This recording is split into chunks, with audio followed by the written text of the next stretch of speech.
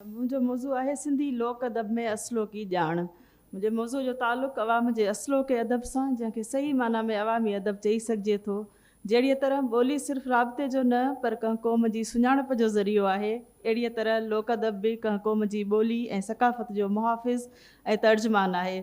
उन जूं सिन्फ़ूं, कहाणियूं, दास्तान, गीत, बैत, लाॾा, सेहरा, पिरोलियूं, गुजारतूं, पहाका असांजे रीतुनि, रस्मुनि, उथणी वेहणी, समाजी अख़लाक़ियात, वहमनि ऐं विसवसनि, ईमान ऐं एतक़ाद, रस्मनि ऐं रवाजनि जा दस्तावेज़ आहिनि। उन खां सवाइ ॿोलीअ जो वॾे में वॾो लुग़वी वसीलो हर हालत में लोक अदब थिए थो। मोहतरम अलहदाद बोहे मुताबिक़ इहे असांजा सुघड़, हुनुर वारा, ॻोल्हाऊ, खाहोड़ी, ॾोर वारा, गुजारतिया, वेहंदा कांभ कढी ऐं उछलाईंदा ॾोर या गुजारत, माना ई माना, लुगत ई लुगत, ॾोर बि माना ऐं तारीख़, लिक ऐं रम्ज़, गुजारत बि लुगत, माना, विंदुर, अकुल, होश ऐं ॾाहप, ऐं हुनुर हिकु लफ़्ज़ जूं घणियुनि मानाउनि वारो हिकु लफ़्ज़। ही थियो हुनुर, ॾहस, सिंगार, सभु ॿोलीअ जी सूंहं ऐं साह जा साखी। लोक अदब असलो की ॼाण जी खाण आहे, जेको मादरी ॿोलीअ में हूंदो आहे। मादरी ॿोलियुनि खे इंसान जी ॿी खल बि चयो वेंदो आहे।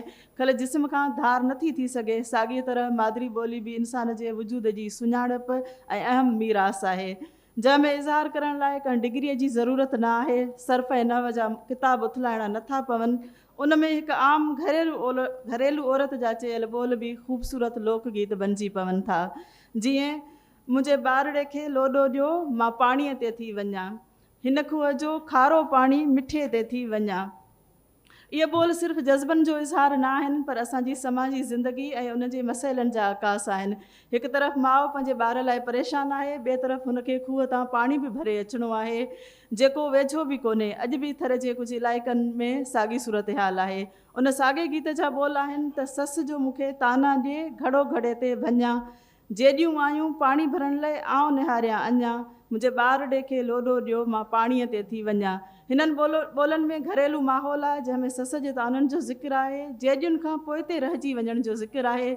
उमर मारूई जे किसे मुताबिक़ मारूई खे बि देरि थी वई हुई, अकेले पाणी भरण वई हुई, तॾहिं उहो वाक़ियो पेश आयो। उन करे जेॾियुनि सां गॾिजी पाणी भरण बि वञिणो आहे त ॿार जे ॾोॾे जो बि बंदोबस्तु करिणो आहे।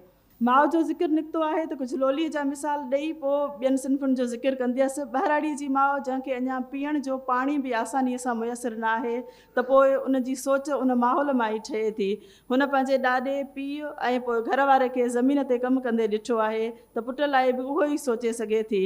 सराइकी लोली आहे त नारे दी भरते हारी हरड़ा कहेंदा, सोनिया पंजालिया मोती बिजड़ा छटेंदा, मैं लोली ॾेवां मारू लोली ॾेवां। सोनियुनि पंजालियुनि ऐं ॿिज खे मोतीअ सां भेटण मां ख़बर पवे थी त हर माउ कहिड़ियुनि बि हालतुनि में पंहिंजे बचे लाइ क़ीमती शइ चाहींदी आहे।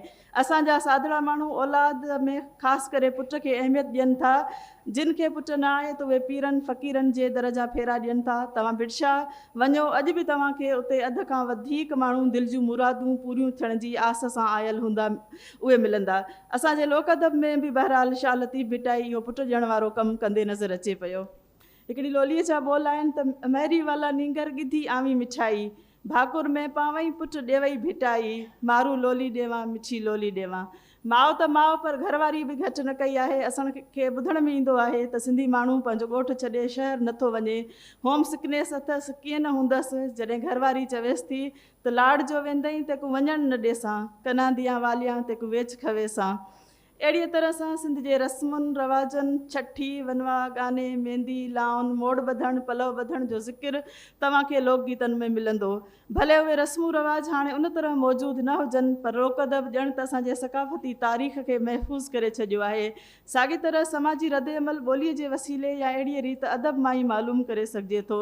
सिक, सोज़, इश्क, साड़, बुग़्ज़, फॾो, वेढ़, अख़लाक, वफ़ा, फरमाबरदारी, एहतजाज या तनक़ीद, ही सभु समाजी रद्दअमल खे ज़ाहिर कनि था। उन करे ॿोली समाजी रद्दअमल खे सम्झण जो अहम वसीलो आहे। उहो रद्दअमल सिधी तरह तारीख़ुनि में भले घटि मिले थो, अदब में वधीक मिले थो। अण सिधी तरह ई सही, समाजी अख़लाक़ियात त लोक अदब मां ई परखी सघिजे थी, छाकाणि त हीउ उहो अदब आहे जेको कचहरियुनि में सिरजियो आहे। कचहरीअ जो मक़सदु विंदुर सां गॾु मुआशिरती बुराइयुनि जी निशानदही करणु ऐं उन्हनि जी इस्लाह करण बि आहे। पंजका नाले सां हिकु लोक अदब जी सिन्फ़ आहे। उन जी ॿोली ऐं उन में कयल तंबीह खे ॾिसो। पाण मखियो चखियो घुमे घर में औरत उघाड़ी, कम पए हकल कजे तॾहिं खने क्याड़ी, रीह सॼो सथ में वञे हणे दोल मथे ताड़ी, ॻाल्हि जो ॻर न ॼाणे हणे घणी ॼाड़ी, पंहिंजी डाहे झूपड़ी पराई ॾिसी माड़ी, उहे पंजई भाड़ी उहे पंजई भाड़ी।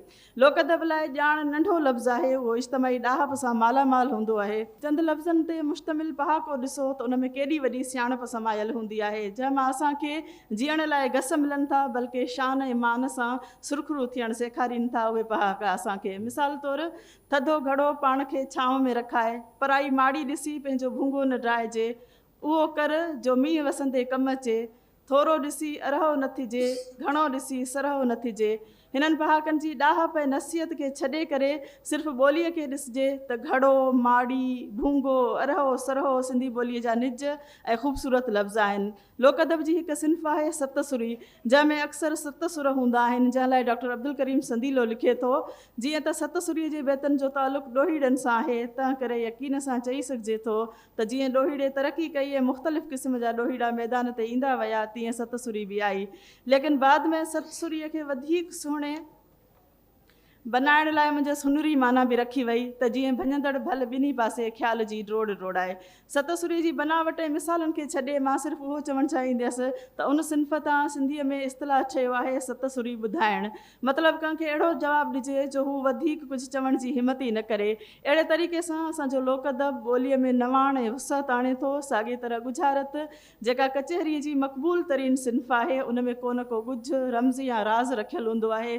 उनखे ॾिसो त शाह लतीफ़ जहिड़े शाइर रामकलीअ में कीअं न इस्तेमालु कयो आहे त ॿोली बुझारत जोगियां सिंधे ज़ात जी, ॾोरण घणो ॾाखड़ो हलण में हैरत, अजब इबादत पह परोड़ण उन जो।